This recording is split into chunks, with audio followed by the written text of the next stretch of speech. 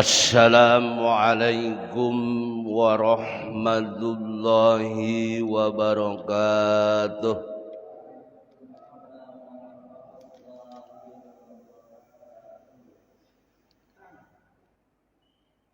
Alhamdulillahilladzi anzalal Qur'an khalaqal insan 'allamahul bayan.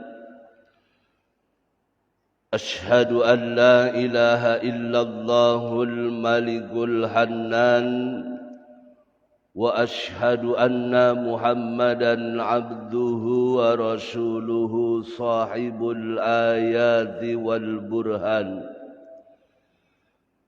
اللهم صل وسلم وبارك على سيدنا محمد وعلى آله وصحبه ذوي العرفان أما بعد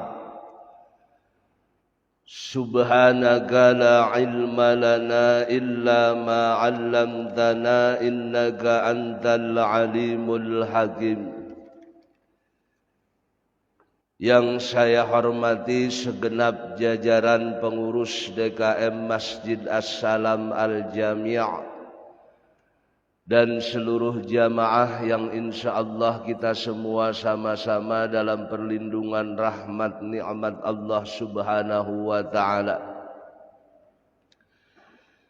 Kita bersyukur kepada Allah pada pagi hari ini kita bisa mengawali hidup kita dengan ibadah lewat pelaksanaan sholat subuh berjamaah, dilanjutkan dengan berhalaqah dalam rangka thalabul ilmi. Mudah-mudahan dengan ini semua kita senantiasa mendapatkan ridha dan berkah dari Allah Subhanahu wa ta'ala. Shalawat teriring salam semoga tercurah dan terlimpah kepada Nabi besar Muhammad sallallahu alaihi wasallam beserta keluarga dan para sahabat-sahabatnya. Marilah seperti biasa kita mengawali ta'lim kita dengan pembacaan Ummul Quran atau suratul Fatihah.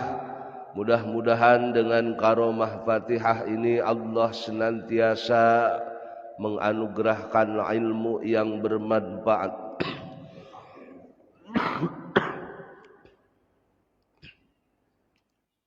Allah berikan kita kesehatan lahir dan batin. Allah anugerahkan kita rezeki yang berkah dan berlimpah serta keturunan yang salih dan salihah.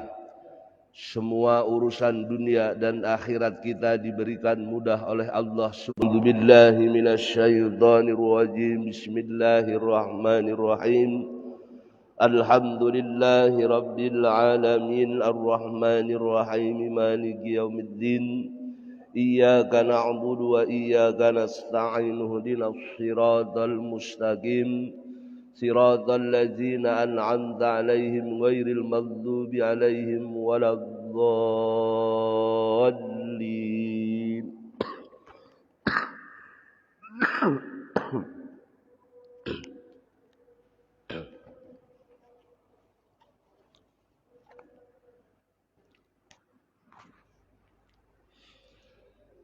Bismillahirrahmanirrahim. An Aisyah radhiyallahu anha qalat.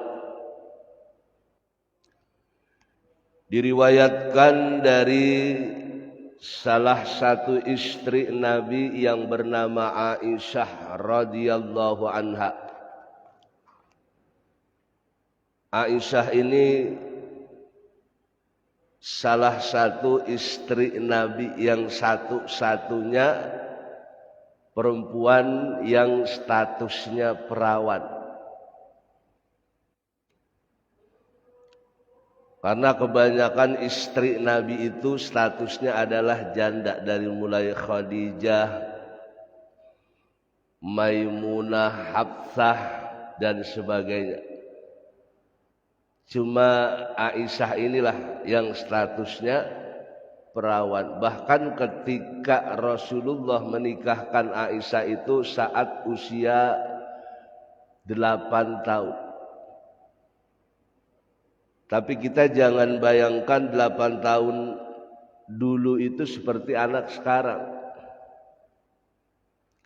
Dan Aisyah ini termasuk salah satu anak gadis yang bongsor. Jadi Allah Subhanahu wa ta'ala sengaja mentakdirkan, menjodohkan Rasulullah untuk menikahi Aisyah semata-mata untuk menjaga nilai-nilai ajaran agama Islam. Karena memang ternyata sosok perempuan yang namanya Aisyah ini adalah sosok yang cerdas, kuat hafalannya. Sehingga di kemudian hari setelah Rasulullah wafat, banyak para sahabat yang bertanya tentang banyak hal yang berkaitan dengan agama kepada istri Rasulullah yang bernama Aisyah. Jadi inilah memang tujuan Rasulullah Shallallahu Alaihi Wasallam menikahi Aisyah radhiyallahu anha. Sami'tu Rasulullah sallallahu alaihi wasallam yaqul. Kata Aisyah, sami'tu, saya pernah mendengar Rasulullah sallallahu alaihi wasallam yaqul, bersabda. Apa sabdanya? Yuhsyarun nasu yaumal qiyamati hufatan uratan ghurlan. Yuhsyarun nas,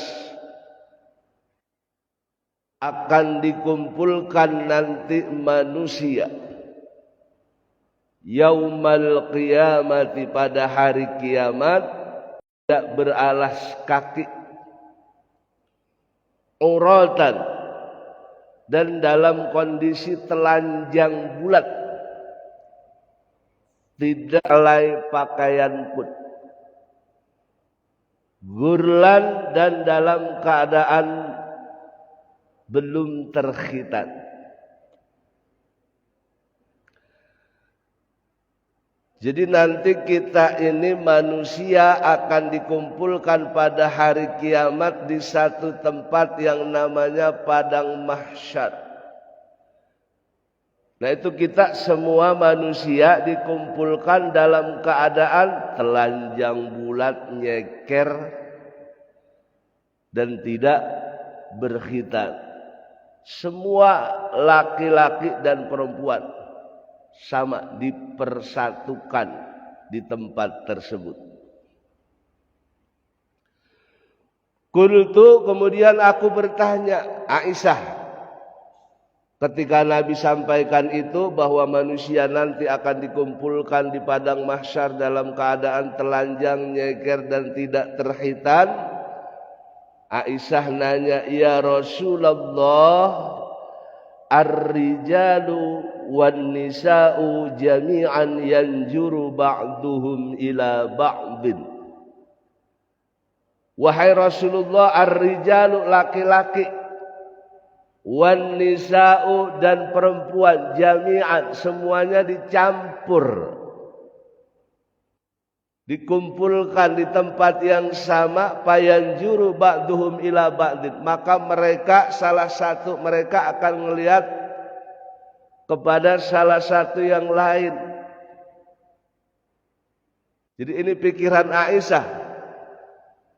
Lah, kalau orang dikumpulin laki-laki perempuan dalam keadaan telanjang bulat, nih orang bisa ngelihat dong satu sama lain. Ini dalam benak Aisyah yang kemudian dilontarkan menjadi sebuah pertanyaan kepada Rasulullah sallallahu alaihi wasallam. Qala, maka Nabi menjawab, ya Aisyah, wahai Aisyah, al-amru asyaddu min ayyuhimmahum zalika. Al-amru, urusan, perkara, persoalan, permasalahan yang dihadapi manusia saat itu asyaddu, sangat mencekam, menakutkan.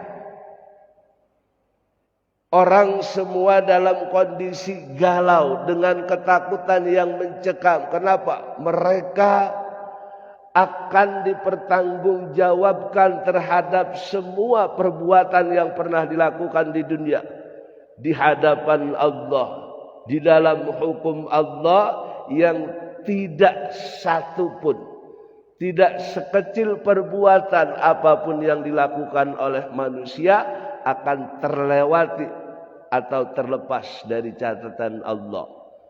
Jadi orang saat itu dalam kondisi mencekam. Sehingga kata Nabi apa? Ayyuhimmahum jalika, mereka enggak akan sempat, enggak akan terlintas di dalam pikiran kita buat ngelihat orang lain.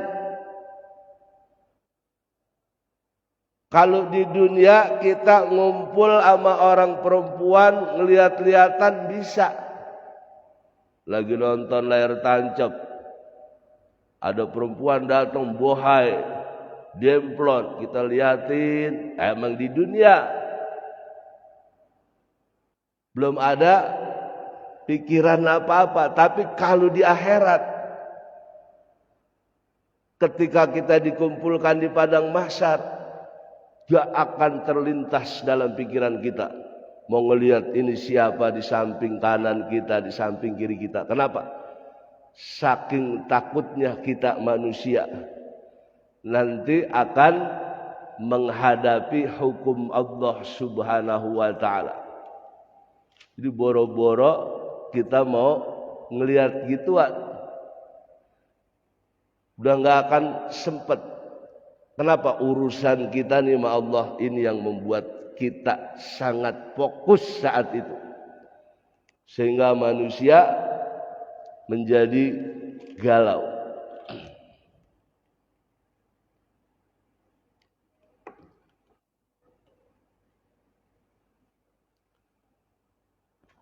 Rawahul Bukhari wa Muslim, hadis diriwayatkan oleh Imam Bukhari dan Muslim. Wa an Abi Barzah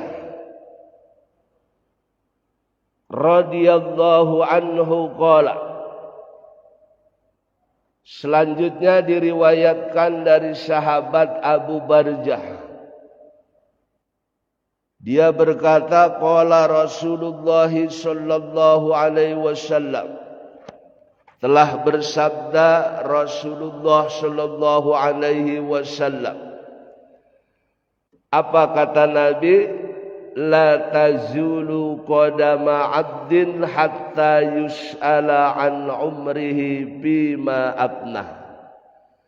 La tazulu, tidak akan bergeser, tidak akan bergerak. Kalau kata orang Betawi, enggak bisa mingser, ora ugig. Kalau kata orang Betawi, qadama abdin, kedua telapak kaki kita manusia pada hari kiamat nanti, saat kita dikumpulkan di padang mahsyar, kita udah nggak bisa gerakin kaki kita.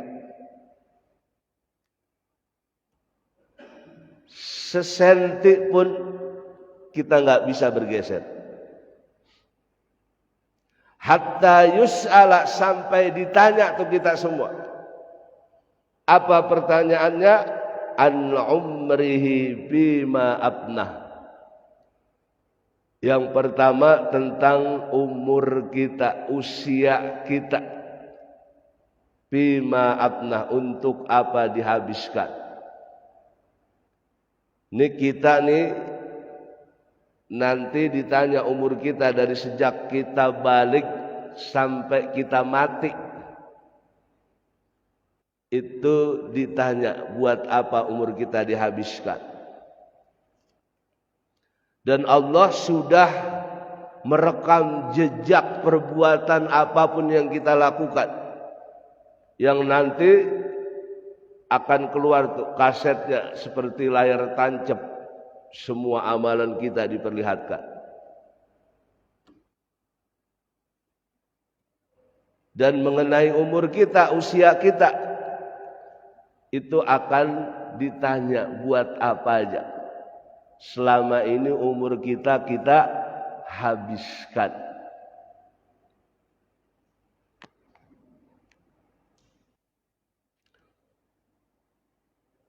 Wa an ilmihi bima fa'ala bihi. Lalu setelah Allah tanyakan tentang umur kita, ngapain aja kita selama hidup, padahal kita hidup ini dan Allah hidupkan tujuannya adalah wa ma khalaqtul jinna wal insa illa liya'budun, kecuali hanya untuk ibadah. Setelah itu Allah tanya, wa an ilmihi bima fa'ala bih. Allah tanya tentang ilmu kita, baik ilmu dunia ataupun ilmu akhirat. Setiap kita punya kelebihan dan kekurangan masing-masing. Allah kasih kita kelebihan dalam bentuk ilmu apapun. Nah ini ilmu kita.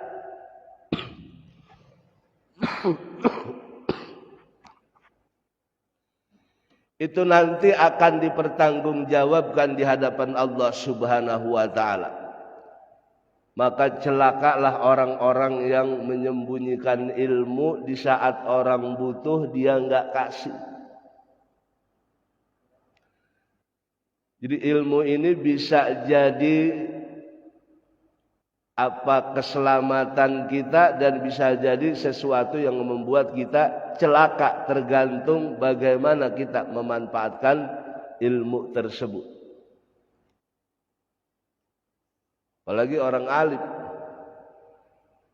Ini pertanyaannya berkaitan dengan ilmu itu lebih lama, lebih panjang, lebih banyak pertanyaan. Wa an malihi min aina iktasabuhu wa bima anfaqahu. Yang ketiga akan ditanya tentang harta kita, mal, benda kita, kepunyaan kita. Ini pertanyaan tentang harta lebih rumit lagi. Yang pertama pertanyaannya min aina tasabuh, dari mana tuh benda kita dapetin? Motor, mobil, rumah, perkakas apapun semuanya.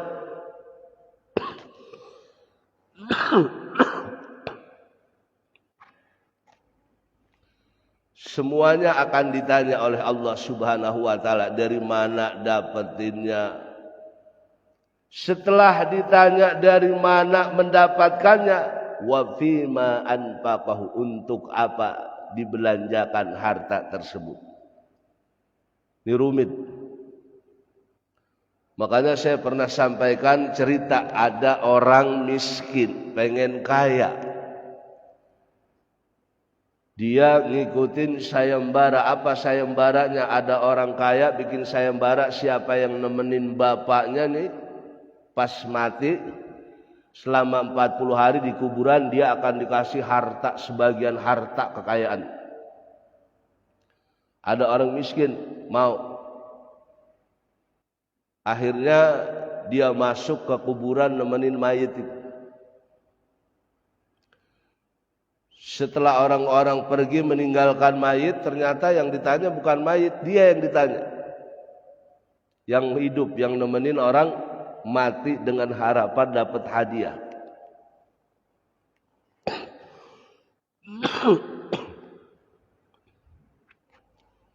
Ini orang yang nemenin orang mati, orang kaya ini, orang miskin, dia punya cuman kampak doang. Yang kampak itu dia pergunakan untuk nebang kayu, hasilnya dia jual untuk menafkahi istri anaknya. Ditanya tuh kampak sama malaikat, dapetinnya dari mana, asalnya dari mana, bikinnya bagaimana, dipergunakan buat apa, buat motong kayu apa, potongannya bagaimana, terus dikemanain, kayunya kayu siapa, udah izin apa enggak. Itu masalah kampak satu banda ditanya selama 40 hari enggak kelar. Satu kampak doang enggak kelar ditanya. Begitu sampai waktunya 40 hari, dia digali, dikeluarin, dia kabur langsung. Sampai anak orang kaya yang mati ini manggil-manggil, "Woi, Fulan, kenapa kamu lari? Ini hadiahmu, hartamu. Mau diambil enggak?" Enggak mau saya. Kenapa alasannya? Jangankan harta yang segitu banyak, gua satu kampak aja di dalam kubur ditanya 40 hari kagak kelar-kelar. Itu bagaimana yang hartanya banyak. Makanya ada riwayat yang menjelaskan bahwa kalau ada dua orang, satu kaya, satu miskin, tapi ibadahnya sama nih, sholatnya, rajinnya sama, ngajinya, puasanya. Ini dua orang ini yang lebih dulu masuk surga adalah orang miskin. Jaraknya itu 500 atau 5.000 tahun itu.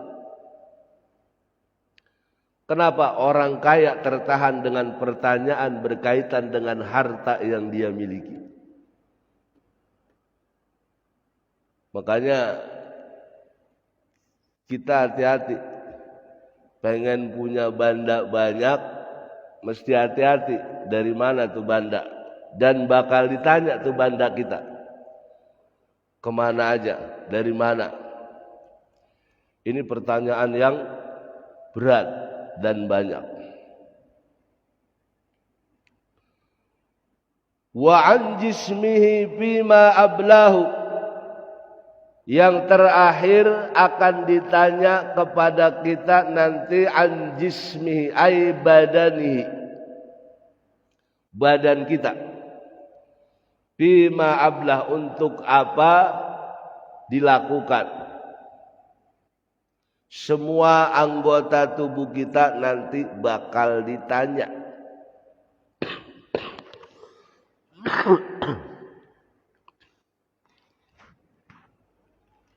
Dan yang jawab nanti bukan mulut kita. Al-yawma nakhtimu ala afwahihim wa tukallimuna aydihim wa tashhadu arjuluhum bima kanu yaksibun. Al-yawma nakhtimu ala afwahihim. Pada hari itu kami kunci mulut-mulut mereka. Kita udah gak bisa ngomong. Wa tukallimuna aydihim, akan ngomong tuh tangan-tangan kita. Wa tashhadu arjuluhum, kaki kita jadi saksi. Semua anggota tubuh kita ngomong, mulut kita terkunci. Nggak bisa bohong. Kalau sekarang pejabat ditanya apa aja berkaitan dengan korupsi, udah diputar-putar sama dia bohongin, gampang aja udah. Tapi kalau di akhirat, hukum akhirat, nah ini yang akan menjawab pertanyaan-pertanyaan itu adalah seluruh anggota tubuh kita. Maka selagi kita masih Allah berikan kesempatan hidup, kita sama-sama menjaga anggota tubuh kita. Jangan sampai diselewengkan yang bisa berakibat fatal saat kita mendapatkan pertanyaan di akhirat nanti. Jadi Nabi sengaja nih ceritain masalah akhirat kayak gini supaya kita semua mikir. Kita hidup jangan selagu-lagunya. Kenapa? Karena semuanya nanti bakal dipertanyakan oleh Allah Subhanahu wa taala. Rawahu Tirmizi wa qala hadisun hasanun sahihun. Hadis ini diriwayatkan oleh Imam Tirmizi. Hadis ini derajatnya hasan sahih. Ada hadis riwayatnya sahih, ada hadis riwayatnya hasan, ada hadis riwayatnya dhaif. Ini yang umum, yang normatif. Karena selain itu ada lagi, ada yang namanya maudhu, ada yang namanya syadz. Jadi hadis yang sahih itu hadis yang terpercaya, enggak cacat baik dari segi riwayat ataupun isi redaksi atau matan. Hadis yang derajatnya sahih ini bisa dijadikan dalil, bisa dijadikan sebagai hujjah, di samping juga wajib untuk dilaksanakan. Di bawah sahih ada lagi derajatnya hasan sahih. Ada hasan sahih, ada hasan doang. Jadi hasan ini bukan nama orang. Derajat hadis. Ini hasan sahih, udah cakep, dekat ke sahih. Bisa dijadikan sebagai hujjah, sebagai dalil. Ada lagi hasan. Itu pun masih bisa dijadikan hujjah sebagai dalil, kecuali hadis dhaif. Nah, ini enggak bisa dijadikan hujjah atau dalil, tapi boleh diamalkan. Lil fadailil a'mali, untuk keutamaan ibadah. Banyak ulama mengamalkan hadis-hadis dhaif, tapi tidak bisa dijadikan sebagai hujjah atau dalil, apalagi yang berkaitan dengan hukum.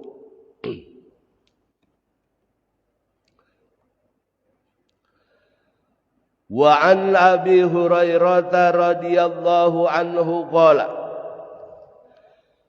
diriwayatkan dari sahabat Abu Hurairah, namanya Abdurrahman ibnu Sakhar.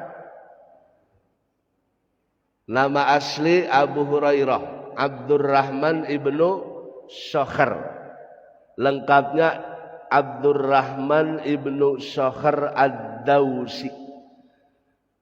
Ad-Dausi ini dari nama suku Daus. Jadi kita tahu sahabat yang namanya Abdurrahman ini kenapa dipanggil Abu Hurairah? Karena sering nenteng-nenteng, bawa-bawa, ngantongin anak kucing. Sampai Nabi sendiri bilang Abu Hurairah, bapaknya kucing.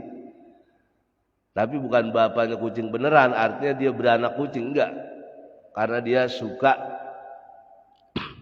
bawa-bawa kucing.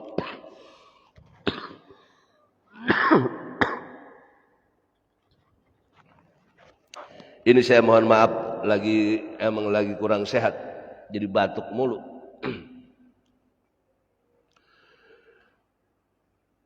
Qara'a Rasulullah sallallahu alaihi wasallam. Kata Abu Hurairah, satu ketika Nabi sallallahu alaihi wasallam qara'a, membaca salah satu ayat di dalam Al-Qur'an. Karena memang Nabi ini sering menyampaikan dan mengajarkan kepada para manusia atau sahabat tentang Al-Quran. Jadi Nabi bacain tuh ayat ini, surat ini, kemudian ditafsirkan oleh Nabi, direnungkan oleh sahabat menjadi sebuah pelajaran. Karena memang kegiatan Nabi lebih banyak ke situ, dakwah. Apa yang dibaca Nabi? Yauma idzin tuhaddisu akhbaraha. Jadi ketika sahabat ngumpul, Nabi baca ayat ini. Yauma idzin tuhaddisu akhbaraha. Yauma idzin pada hari itu. Tuhaddisu akan bercerita. Akhbaraha. Tentang berita-berita bumi. Ini ayat merupakan salah satu ayat dari surat Az-Zalzalah. Ini kan surat yang menjelaskan tentang kondisi hari kiamat. Diawali dengan ayat idza zulzilatil ardu zilzalaha. Apabila diguncangkan bumi ini zilzalaha, dengan guncangan yang sangat dahsyat. Ini Nabi lagi cerita tentang kondisi hari kiamat. Karena memang kiamat ini sesuatu yang sangat dahsyat, yang akan dialami oleh manusia yang hidup di akhir zaman. Dan orang-orang yang mengalami hari kiamat ini, itu tinggal orang-orang PA, orang-orang brengsek semua udah. Nggak ada orang beriman. Makanya kita mohon mudah-mudahan kita nggak ngalamin yang namanya hari kiamat. Sebab orang yang ngalamin hari kiamat itu berarti udah tinggal orang-orang yang rusak. Iza zulzilatil ardu zilzalaha, ketika diguncangkan bumi ini dengan guncangan yang sangat dahsyat. Kita bisa bayangin bumi digoncang. Kita kemarin ngelihat tanah longsor, banjir di Sumatera aja itu udah pilu hati kita. Orang terkubur di tanah, ke bawah air, hanyut, banda, manusia semuanya habis. Itu gambaran paling kecil. Ini Allah goncangkan bumi begitu dahsyat. Sampai apa? Wa akhrajatil ardu asqalaha. Dari goncangan itu keluar nih semua isi bumi. Yang selama ini jadi beban bumi asqalaha, yang memberatkannya, itu Allah keluarkan, Allah hamburkan semuanya, termasuk mayat-mayat, bangkai-bangkai manusia yang dipendam dari zaman Nabi Adam sampai akhir zaman. Jadi kalau kita baca dan kita renungkan surat Az-Zalzalah ini tentang hari kiamat, itu hati kita pasti takut, dahsyat. Sehingga waqalal insanu malaha, manusia berkata, orang-orang yang ngalamin kiamat, orang-orang kafir, orang-orang rusak semua. Malaha, kenapa bumi sampai begini? Dan pertanyaan ini dalam tafsir Jalalain dijelaskan sebagai bentuk pengingkaran orang-orang kafir atas kejadian hari kiamat. Sehingga mereka mengatakan, ada apa itu? Orang yang enggak percaya dengan hari kiamat. Nah disitulah kemudian yang Nabi baca, yauma idzin tuhaddisu akhbaraha, pada hari itu keluarlah berita-berita bumi. Ini kalau kita teruskan ayatnya, yauma idzin yasdurun nasu astatan liyurau a'malau. Pada hari itu manusia berjalan sesuai dengan arahnya, macam-macam. Ada yang ke kanan ke surga, ada yang ke kiri ke neraka. Liyurau a'malahum, untuk diperlihatkan tentang perbuatan-perbuatannya. Makanya di akhir ayat tuh peringatan buat kita tuh. Apa kata Allah? Faman ya'mal mithqala dzarratin khairan yarah. Siapa saja yang melakukan perbuatan baik sekecil apapun, walaupun itu sebesar biji jarrah. Jadi kata jarrah ini sesuatu yang kecil mewakili sesuatu yang sedikit. Yarah, pasti Allah akan perlihatkan. Termasuk Allah kasih balasan. Pun sebaliknya, wa may ya'mal misqala dzarratin syarran yarah. perbuatan jahat sekecil apapun nanti Allah akan perlihatkan. Nah ini setelah Nabi membaca ayat ini, yauma idzin tuhaddisu akhbaraha summa qala, kemudian Nabi bersabda, atadruna ma akhbaruha. Nabi nanya nih sama sahabat, tahu nggak kamu apa yang dimaksud dengan khabar yang diberitakan oleh bumi? Jadi Nabi nanya ini bukan ingin dijawab. Karena memang salah satu trik dakwah Nabi ketika orang ingin fokus mendengarkan apa yang akan disampaikan, Nabi sering memancing dengan sebuah pertanyaan. Dan pertanyaan itu pastinya nggak bisa dijawab sama sahabat. Makanya para sahabat mengatakan, qalu, mereka menjawab, Allahu wa rasuluhu a'lam. Allah dan Rasulnya yang lebih tahu. Ini adab. Kita juga mestinya begitu. Kalau ditanya sesuatu yang kita nggak tahu, nah itu kita jangan sejawab-jawabnya sok tahu, gengsi, biar dikata nggak bodoh, apa aja udah kita jawab. Nah ini yang sering menimbulkan fitnah di tengah-tengah masyarakat. Makanya kalau kita nggak tahu, bilang nggak tahu. Kayak sahabat, Allah wa rasuluhu a'lam. Kayak Imam Malik, kalau ditanya dia sebenarnya bukan nggak bisa jawab, ada jawaban yang membuat dia ragu, dan ada jawaban yang kalau dia keluarkan bisa menimbulkan ikhtilaf, apalagi yang berkaitan dengan ilmu fikih. Kan fikih ini versional, banyak perbedaan. Imam Syafi'i, Imam Malik, Imam Ahmad, Imam Hanafi menyikapi satu hal dalam ilmu fikih banyak perbedaan. Makanya Imam Malik kalau ditanya, daripada jawabannya nanti menimbulkan fitnah, dia bilang apa? Ma adri, saya nggak bisa jawab, saya nggak tahu. Itu sekelas Imam Malik, ulama yang sangat alim, gurunya Imam Syafi'i, lebih memilih aman. Saya nggak tahu. Nggak kayak kita, tibang tahu dikit, ngomongnya banyak. Padahal salah semua.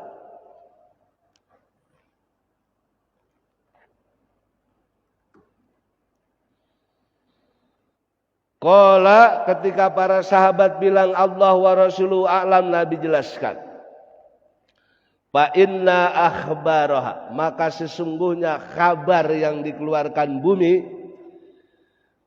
kata Nabi dalam menjelaskan ayat tadi, surat Az-Zalzalah ayat 4 yang berbunyi yauma idzin tuhaddisu akhbaraha antashhada, bahwa itu yang namanya bumi bersaksi ala kulli 'abdin aw amatin, atas setiap hamba laki-laki dan hamba perempuan, bima amila ala jahriha, atas semua perbuatan yang dia lakukan di muka bumi. Ini bumi kita nepakin kaki, gerakin tangan, ngomong, ngeluarin kata-kata, itu bumi nyatet semua. Dan semua ucapan serta perbuatan kita nanti dikeluarin sama bumi, jadi kabar, dikabarkan kepada Allah Subhanahu wa ta'ala. Itu yang dimaksud dengan ayat yauma idzin tuhaddisu akhbaraha. Pada hari itu bumi akan mengeluarkan kabarnya, kabarnya, ceritanya. Maksudnya semua amal perbuatan yang pernah dilakukan kita manusia, itu bumi nanti akan jadi saksi. Mau kemana kita? Gak bisa bohong.